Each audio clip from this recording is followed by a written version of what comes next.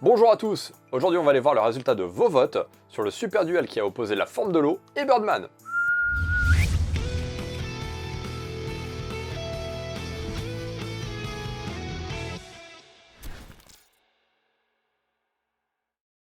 Vos votes ont été assez mitigés, en même temps ce sont deux très bons films, mais vous avez été 12 à vouloir faire passer Birdman au prochain tour et seulement 8 pour La Forme de l'eau. Donc Michael Keaton, on te retrouve au prochain tour, toi et tous tes potes dans ta tête là. Et on va donc s'intéresser au perdant, La Forme de l'eau de Guillermo del Toro. Pour résumer très brièvement La Forme de l'eau, c'est une espèce de conte fantastique qui se passe dans les années 60. On y suit Elisa, qui est muette de naissance, qui a une vie très monotone et qui travaille dans un laboratoire du gouvernement.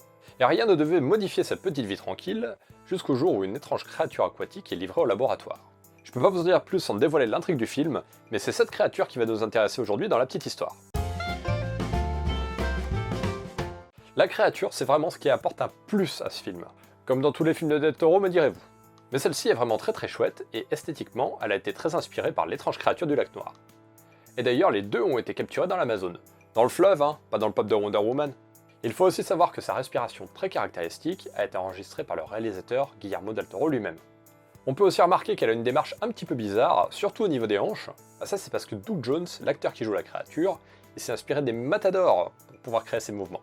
J'espère que toutes ces anecdotes autour de la créature vous donneront envie de découvrir le film si c'est pas déjà fait. Et si ça vous a plu, laissez un petit pouce bleu et puis abonnez-vous à la chaîne. En attendant, c'est l'heure de se plonger dans le prochain duel. Plonger, créature aquatique, c'est une astuce. Ce duel, c'est la liste de Schindler de Steven Spielberg qui a gagné l'Oscar en 1994 contre Miss Daisy et son chauffeur de Bruce Beresford qui lui a gagné en 1990. Je pense qu'on est plutôt sur un match de type Broly contre Krillin, mais on n'est jamais à l'abri d'une surprise. Si vous ne les avez pas vus et que vous voulez jeter un œil avant de voter, vous pouvez aller voir la liste de Schindler sur Netflix et Miss Daisy et son chauffeur, il est dispo sur Amazon Prime. En attendant, on se retrouve demain pour l'interview de Elisa de La Forme de l'eau, et comme vous vous en doutez, ça a été encore extrêmement difficile d'interviewer une muette. On verra ça demain. Et en attendant, je vous souhaite à tous une bonne soirée, et allez, ciao bisous!